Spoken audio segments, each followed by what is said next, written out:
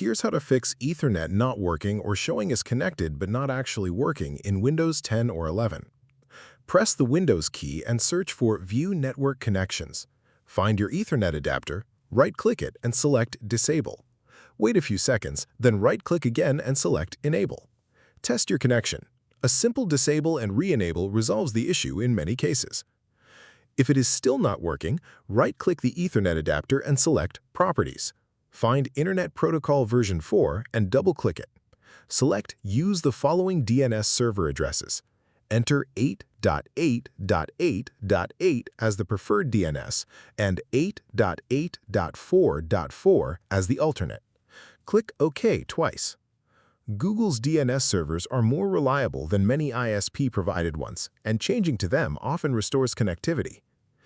If Ethernet is still not working, open Device Manager and expand Network Adapters.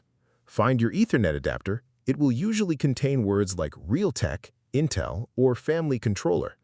Right-click it and select Uninstall Device, then confirm. Restart your PC.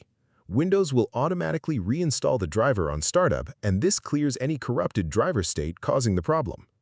If this helped you out, hit that subscribe button for more straight-to-the-point tutorials on step-by-click.